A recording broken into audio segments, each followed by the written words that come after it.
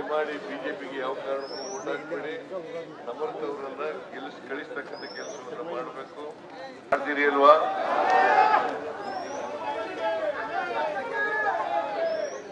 ನಮ್ಮ ಸರ್ಕಾರಕ್ಕೆ ಶಕ್ತಿ ಬರ್ತದೆ, ಅದರಿಂದ ಇವ್ರನ್ನ ಗೆಲ್ಲಿಸ್ತೀರಿ ಅಲ್ವಾ? ನಿಮ್ಮೆಲ್ರಿಗೂ ನಮಸ್ಕಾರ. ಯಾರ ಮಾತು ಕೇಳಬೇಡಿ, ಬಂದು ಮಾತಾಡ್ತಾರೆ. ಅವರು ಗೆಲ್ಲದಂತೆ ಎಲ್ಲ ಪ್ರಶ್ನೆಗಳಿಗೂ ಉತ್ತರ ಕೊಡ್ತೀವಿ. ಏನೂ ಮಾಡಲಿಲ್ಲ ಅವರು. 4 ವರ್ಷದಲ್ಲಿ ಏನು ಮಾಡಲಿಲ್ಲ. ಮತ್ತೆ ಅವರು ನುಡಿದಂತೆ ನಡೀತಕ್ಕಂಥದ್ದು ಸರ್ಕಾರದ ಆದ್ಯ ಕರ್ತವ್ಯ. ಯಾಕಂದ್ರೆ ಜನರಿಗೆ ಕೊಟ್ಟಿರ್ತಕ್ಕಂಥ ಭರವಸೆಗಳು. ಆದ್ರೆ ಅವರು 4 ವರ್ಷ ಸರ್ಕಾರದಲ್ಲಿ ಇದ್ರೂ ಕೂಡ 10% ಭರವಸೆಗಳನ್ನು ಕೂಡ ಈಡೇರಿಸಲಿಲ್ಲ. ಎಷ್ಟು? 10% ಈಡೇರಿಸಲಿಲ್ಲ. ಆದ್ರೆ ಕಾಂಗ್ರೆಸ್ ಪಕ್ಷ ನುಡಿದಂತೆ ನಡೀತಕ್ಕಂಥ ಪಕ್ಷ. ಏನ್ ಜನರಿಗೆ ಮಾತು ಕೊಟ್ಟಿರ್ತೀವಿ, ಆ ಮಾತನ್ನ ಎಷ್ಟೇ ಕಷ್ಟ ಆದ್ರೂ ಕೂಡ ಈಡೇರಿಸತಕ್ಕಂಥ ಪಕ್ಷ ಕಾಂಗ್ರೆಸ್ ಪಕ್ಷ. ನಾನು 2013ರಿಂದ 2018ರವರೆಗೆ ಮುಖ್ಯಮಂತ್ರಿ ಆಗಿದ್ದೆ. ಕಾಂಗ್ರೆಸ್ ಪಕ್ಷ ಅಧಿಕಾರದಲ್ಲಿತ್ತು. ಆಗ 165 ಭರವಸೆಗಳನ್ನು ಕೊಟ್ಟಿದ್ದೆ ಜನರಿಗೆ. ನಮ್ಮ ಮ್ಯಾನಿಫೆಸ್ಟೋ ಮೂಲಕ 165 ಭರವಸೆಗಳನ್ನು ಕೊಟ್ಟಿದ್ದು. 158 ಭರವಸೆಗಳನ್ನ ಈಡೇರಿಸ್ತು. ಇನ್ನು ಅದಲ್ಲದೆ 30 ಕಾರ್ಯಕ್ರಮಗಳನ್ನು ವಿಶೇಷವಾಗಿ ಕೊಟ್ಟಿದ್ದು. ಆ ಕಾರ್ಯಕ್ರಮಗಳನ್ನು ಕೂಡ ಈಡೇರಿಸ್ತು. ಮತ್ತೆ 2023ರಲ್ಲಿ ನಾವು ಅಧಿಕಾರಕ್ಕೆ ಬಂದ ಮೇಲೆ ನಾವು ಕೊಟ್ಟಿರ್ತಕ್ಕಂಥ ಅನೇಕ ಭರವಸೆಗಳನ್ನ ನಾವು ಈಡೇರಿಸಿದ್ದೀವಿ. ಈಗ ಇನ್ನು 3 ವರ್ಷ ಆಗಿಲ್ಲ ನಾವು ಅಧಿಕಾರಕ್ಕೆ ಬಂದು. ಮೇ 20ಕ್ಕೆ 3 ವರ್ಷ ಆಗುತ್ತೆ. ಈ 3 ವರ್ಷದಲ್ಲಿ ನಾವು ಕೊಟ್ಟಿರ್ತಕ್ಕಂಥ ಅನೇಕ ಭರವಸೆಗಳನ್ನ ಈಡೇರಿಸಿದ್ದೀವಿ. ಜೊತೆಗೆ 5 ಗ್ಯಾರಂಟಿಗಳನ್ನ ಕೊಟ್ಟಿದ್ದು. 5 ಗ್ಯಾರಂಟಿಗಳನ್ನ ಕೊಟ್ಟಿದ್ದು.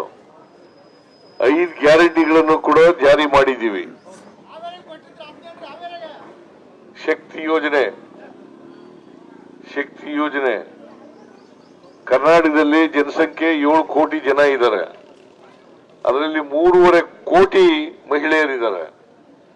ಆ 3.5 ಕೋಟಿ ಮಹಿಳೆಯರಿಗೆ ಉಚಿತವಾಗಿ ಬಸ್ನಲ್ಲಿ ಪ್ರಯಾಣ. ಎಲ್ಲರೂ ಹೋಗ್ಬೋದು, ಕರ್ನಾಟಕದಲ್ಲಿ ಎಲ್ಲರೂ ಹೋಗ್ಬೋದು, ಯಾವುದೇ ಮೂಲೆಗೆ ಹೋಗ್ಬೋದು, ಯಾವುದೇ ದೇವಸ್ಥಾನಕ್ಕೆ ಹೋಗ್ಬೋದು, ಯಾವುದೇ ಪ್ರವಾಸಿ ಸ್ಥಳಗಳಿಗೆ ಹೋಗ್ಬೋದು, ಅವರು ಕೆಲಸ ಮಾಡ್ತಕ್ಕಂಥ ಜಾಗಗಳಿಗೆ ಹೋಗ್ಬೋದು, ಅವರು ಶಾಲೆಗೆ ಮಕ್ಕಳನ್ನ ಕಳಿಸ್ತಕ್ಕಂಥ ಕೆಲಸ ಮಾಡಬಹುದು. ಅದರಿಂದ ನಾವು ಎಲ್ಲ ಗ್ಯಾರಂಟಿ. ಆಮೇಲೆ ಮಧ್ಯವರ್ತಿಗಳಿಲ್ಲ. ಈ ಗ್ಯಾರಂಟಿ ಯೋಜನೆಗಳಲ್ಲಿ ಮಧ್ಯವರ್ತಿಗಳಿಲ್ಲ. ಶಕ್ತಿ ಯೋಜನೆಯಲ್ಲಿ ಮಧ್ಯವರ್ತಿ ಇಲ್ಲ, ಗೃಹಲಕ್ಷ್ಮಿನಲ್ಲಿ ಮಧ್ಯವರ್ತಿ ಇಲ್ಲ, ಗೃಹ ಜ್ಯೋತಿನಲ್ಲಿ ಮಧ್ಯವರ್ತಿ ಇಲ್ಲ, ಅನ್ನಭಾಗ್ಯದಲ್ಲಿ ಮಧ್ಯವರ್ತಿ ಇಲ್ಲ, ಮತ್ತೆ ಯುವ ನಿಧಿ ಕಾರ್ಯಕ್ರಮ ಇದರಲ್ಲಿ ಮಧ್ಯವರ್ತಿ ಇಲ್ಲ. ನೀವು ಯಾರಿಗೂ 5 ಪೈಸೆ ಕೊಡಬೇಕಾಗಿಲ್ಲ. ಇಲ್ಲಿವರೆಗೆ ನಾವು ಖರ್ಚು ಮಾಡಿರ್ತಕ್ಕಂಥ ಹಣ 24 ಮಾರ್ಚ್ವರೆಗೆ ಖರ್ಚು ಮಾಡಿರ್ತಕ್ಕಂಥ ಹಣ ಗ್ಯಾರಂಟಿ ಯೋಜನೆಗಳಿಗೆ 1,31,000 ಕೋಟಿ. ಬಿಜೆಪಿಯವರು ಅಪಪ್ರಚಾರ ಮಾಡ್ತಾರೆ. ಗ್ಯಾರಂಟಿ ಯೋಜನೆಗಳನ್ನು ಮಾಡಿ ಅಭಿವೃದ್ಧಿ ಕೆಲಸಗಳಿಗೆ ದುಡ್ಡಿಲ್ಲ ಅಂತ ಹೇಳ್ತಕ್ಕಂಥ ಪ್ರಯತ್ನವನ್ನ ಮಾಡ್ತಾ ಇದ್ದಾರೆ. ಆಮೇಲೆ ಸಿದ್ದರಾಮಯ್ಯ ಸಾಲ ಮಾಡಿಬಿಟ್ಟಿದ್ದಾರೆ. ನಾನು ಮೊನ್ನೆ ತಾನೇ ಬಜೆಟ್ ಆಯ್ತು, ಅವ್ರಿಗೆ ಹೇಳಿದೆ ಯಾರು ಸಾಲ ಮಾಡಿರೋರು ಅಂತಕ್ಕಂಥದ್ದನ್ನ. ಮತ್ತೆ ನಾವು ಸಾಲ ಮಾಡಿದ್ರು ಕೂಡ ಮಿತಿ ಒಳಗಡೆನೆ ಮಾಡಿದ್ದೀವಿ. ಫಿಸ್ಕಲ್ ರೆಸ್ಪಾನ್ಸಿಬಿಲಿಟಿ ಆಕ್ಟ್ ಅಂತ 2002ರಲ್ಲಿ ನಾವು ಪಾಸ್ ಮಾಡ್ಕೊಂಡು, ಅದ್ರ ಪ್ರಕಾರ ದೇಶದ ಆಸ್ತಿ ಇದೆಯಲ್ಲ, ರಾಜ್ಯದ ಆಸ್ತಿ GSTP ಅಂತ ಇದೆ. ಆ GSTPಯ 25% ಒಳಗಡೆನೆ ಇರಬೇಕು. 25 ಸಾಲದ ರಾಮಯ್ಯ. ಹಾಗಾದ್ರೆ ರಾಮಯ್ಯ ಅಲ್ಲ, ಅನ್ನದ ರಾಮಯ್ಯ. ಹೌದಲ್ವೇನ್ರಿ? 5 kg ಅಕ್ಕಿ ಫ್ರೀಯಾಗಿ ಕೊಟ್ಟವ್ರು ಯಾರು? ಇನ್ನ 5 kg ಅಕ್ಕಿಯನ್ನ ಫ್ರೀಯಾಗಿ ಕೊಟ್ಟವ್ರು ಯಾರು? ಸಿದ್ದರಾಮಯ್ಯ. ಮತ್ತೆ ಸಾಲದ ಸಿದ್ದರಾಮಯ್ಯ ಹೆಂಗಾಯ್ತವೆ? ನೀವು ಯಾರಾದ್ರೂ 200 ಯೂನಿಟ್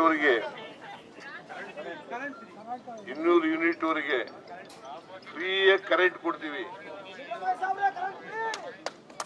200 ಯೂನಿಟ್ ವರೆಗೆ ಕರೆಂಟ್ ಕೊಡ್ತೀವಿ. ಯಾರಾದ್ರೂ ಕರೆಂಟ್ ಬಿಲ್ ಕೊಡ್ತೀರಾ? ಯಾರು ಕರೆಂಟ್ ಬಿಲ್ ಕೊಡಂಗಿಲ್ಲ. ಯಾರಿಗಾರು ಲಂಚ ಕೊಡ್ತೀರಾ? ಯಾರಿಗೂ ಕೊಡಂಗಿಲ್ಲ.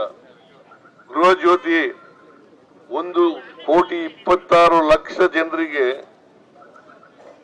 ತಿಂಗಳಿಗೆ 2,000 ರೂಪಾಯಿ ಕೊಡ್ತೀವಿ. ಇದ್ರಲ್ಲಿ ಲಂಚ ಕೊಡ್ತಾರ? ಹೆಣ್ಮಕ್ಳು ಇದಾರ ಇಲ್ಲಿ? ಏನಮ್ಮ? ಗೃಹಲಕ್ಷ್ಮಿ, ಗೃಹ ಜ್ಯೋತಿ, ಯುವ ನಿಧಿ ಯಾರು ಕೂಡ 5 ಪೈಸೆ ಕೊಡೋಗಿಲ್ಲ. ಮಧ್ಯವರ್ತಿಗಳ ಹಾವಳಿ ಇಲ್ಲ. ಈಗ ನಮ್ಮಲ್ಲಿ ತಹಸೀಲ್ದಾರ್ ಕಚೇರಿಗೆ ಹೋಗ್ತಾರೆ, ನಾನು ಇದು ಮಾಡಿಸ್ಕೊಡ್ತೀನಿ, ಎಂತದು ಕೆಲಸ ಮಾಡಿಸ್ಕೊಡ್ತೀನಿ, ದುಡ್ಡು ಕೊಡಿ ಅಂತ ವಸೂಲು ಮಾಡ್ತಿರ್ತಾರೆ. ಆತರ ಇದೆಯಾ ಈಗ ಇಲ್ಲಿ? ನಮ್ಮ ಸರ್ಕಾರದಲ್ಲಿ ಯಾವತ್ತೂ ಇಲ್ಲ.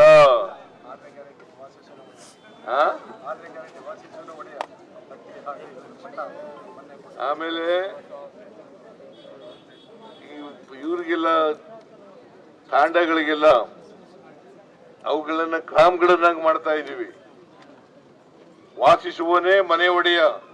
ಹೇಗೆ ಉಳುವವನೇ ಮನೆ ಜಮೀನ ಒಡೆಯ ಆಗ್ತಾ ಇದ್ದ, ಹಾಗೆ ವಾಸಿಸುವನೇ ಮನೆ ಒಡೆಯ ಅಂತಕ್ಕಂಥ ಮಾಡ್ತಾ ಇದ್ದೀವಿ. ಅದಲ್ಲದೆ ಅನೇಕ ಅಭಿವೃದ್ಧಿ ಕೆಲಸಗಳನ್ನ ಮಾಡ್ತಾ ಇದ್ದೀವಿ. ನಮಗೆ ಓಟ್ ಹಾಕ್ಬೇಕು, ಇಲ್ಲ ಬಿಜೆಪಿ ಅವ್ರಿಗೆ ಓಟ್ ಹಾಕ್ಬೇಕು? ಏನ್ರಿ?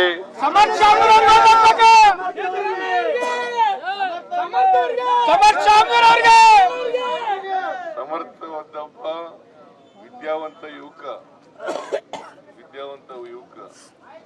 ಅವರು ನಿಮ್ಮ ಕೆಲಸಗಳನ್ನ ಮಾಡಿಕೊಡ್ಲಿಕ್ಕೆ ಯಾವತ್ತೂ ಕೂಡ ತಯಾರಾಗಿದ್ದಾರೆ. ಜನಪ್ರತಿನಿಧಿ ಆಗ್ತಕ್ಕಂಥವ್ರು ಜನರ ಮಧ್ಯದಲ್ಲಿರ್ಬೇಕು, ಜನರ ಜೊತೆ ಇರಬೇಕು, ಜನಪರವಾಗಿರ್ಬೇಕು. ಅಂತ ವ್ಯಕ್ತಿ ಸಮರ್ಥನನ್ನ ನಿಲ್ಲಿಸಿದ್ದೇವೆ. 9ನೇ ತಾರೀಕು. ನಿನ್ನ ನಂಬರ್ ಎಷ್ಟು? ಇವ್ರ ಕ್ರಮ ಸಂಖ್ಯೆ 3. ಊರಿಗೆಲ್ಲ ನೀರು.